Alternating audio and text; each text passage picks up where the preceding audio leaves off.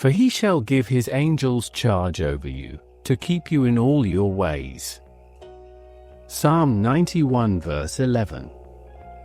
This is not a moment to delay.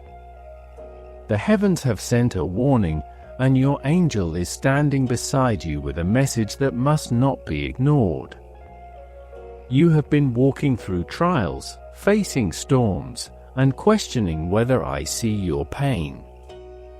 But I, the Lord your God, am speaking to you now. Pay attention. There is a shift happening in the spirit. You may feel an unease, a stirring in your soul, because I am revealing what has been hidden. The enemy has been working in the shadows, setting traps, whispering lies, and trying to shake your faith. But I am exposing his schemes before you. No weapon formed against you shall prosper. You are mine, and I have commanded my angels to fight for you. Do not be deceived by distractions. Some doors are closing, and some people are walking away, not to harm you, but to protect you. I see what you do not see. I know the hearts of those around you. Do not chase after what I am removing. What I take away, I replace with something greater. Trust in my timing. You have been feeling weary, but I am strengthening you.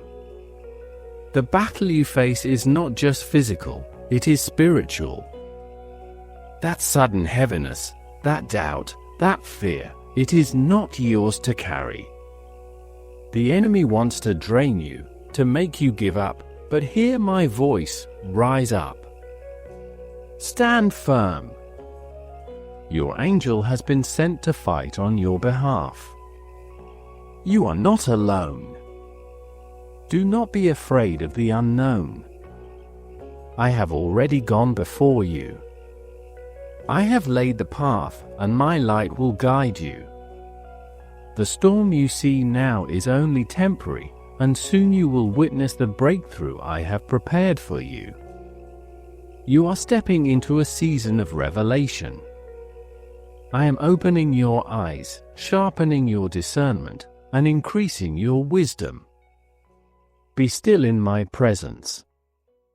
Seek me daily, for in me you will find direction. My spirit will lead you to victory. Hold on to my promises. This is not your downfall, it is your setup for a new beginning. What the enemy meant for harm, I will turn for good. What was stolen will be restored. What was broken will be healed. Your angel has already been given instructions to lead you to divine favor. Do not give in to fear. Do not lose faith. Keep your eyes on me, and I will carry you through. You are chosen. You are protected. You are loved. Type for 44 if you acknowledge my words. And a major positive shift is coming to your life. Even in our darkest moments, God's unfailing love is the anchor that holds us steady. Life has a way of bringing us to our knees. Whether it's physical pain, emotional turmoil, or spiritual exhaustion, there are times when we feel utterly overwhelmed. In Psalm 6, David pours out his heart in raw honesty, giving us a glimpse into his anguish.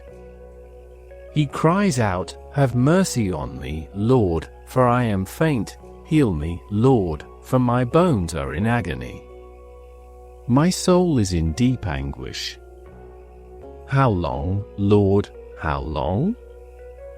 Psalm 6 verses 2 to 3. Have you ever been there? Have you ever felt so broken, so weary, that you wondered if God even heard your cries? If so, you're not alone. And more importantly, there is hope. David's prayer is a powerful reminder that it's okay to bring our pain to God. He doesn't expect us to have it all together. He doesn't demand that we hide our struggles behind a facade of strength. Instead, He invites us to come as we are, fragile, hurting, and desperate for His touch. David's words show us that faith isn't about pretending everything is fine, it's about trusting God even when everything feels like it's falling apart. When we're in the middle of our pain, it's easy to focus on what's wrong, to fixate on the problem, or even to doubt God's presence. But David reminds us that God's love is steadfast, unchanging, and powerful enough to carry us through even the fiercest storms. So, if you're in a season of suffering, take heart. Your pain is not the end of your story. God sees you. He hears you. And His love for you is unwavering. You may not have all the answers, and that's okay. You don't need to.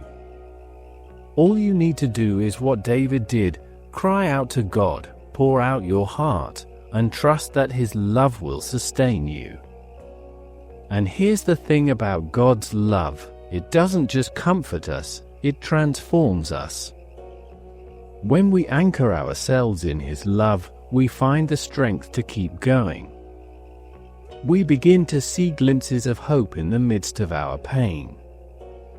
We start to believe that healing is possible, that joy can return, and that God is working even when we can't see it. So, whatever you're facing today, don't give up. Don't let the weight of your struggle silence your voice. Cry out to God, just as David did. Remind yourself of His unfailing love. And trust that He is with you, fighting for you, and working all things together for your good. You are not alone. You are loved. And your story is far from over. Let Psalm 6 be your anthem in this season, a reminder that even in the depths of your pain, God's love is your rescue, your hope, and your victory. Waiting doesn't mean wasting time, it means trusting in God's perfect timing. Let's face it, waiting is hard. Whether it's waiting for healing, for answers, or for a breakthrough, the in-between moments can feel like an eternity. The uncertainty, the longing, the silence, it can all weigh heavily on our hearts. But what if I told you that waiting isn't a passive act? What if I told you that waiting is an active, faith-filled posture of trust in a God who is always working, even when we can't see it? Psalm 27 verse 14 reminds us, "Wait for the Lord, be strong and take heart and wait for the Lord." These words aren't just a gentle suggestion, they're a bold invitation to anchor ourselves in the faithfulness of God, even when the weight feels unbearable. When we're in the thick of sickness, heartbreak, or any kind of suffering, waiting can feel like the hardest part. We want answers now. We want healing now. We want to see the light at the end of the tunnel now. But God often calls us to wait, not because He's indifferent to our pain, but because He's preparing something far greater than we can imagine. Waiting is where our faith is refined, where our character is shaped, and where we learn to depend on God in ways we never have before. Think about it, David, the author of Psalm 27, knew a thing or two about waiting. He spent years running from King Saul, hiding in caves, and facing countless dangers. Yet, in the midst of his trials, he wrote, "The Lord is my light and my salvation, whom shall I fear? The Lord is the stronghold of my life, of whom shall I be afraid?" Psalm 27 verse 1. David's confidence wasn't in his circumstances, it was in the character of God. He knew that even in the waiting, God was his protector, his guide, and his hope. The same is true for us. When we're stuck in the waiting room of life, we can choose to focus on the uncertainty, or we can fix our eyes on the one who holds the future. Waiting doesn't mean God is absent, it means He's at work behind the scenes.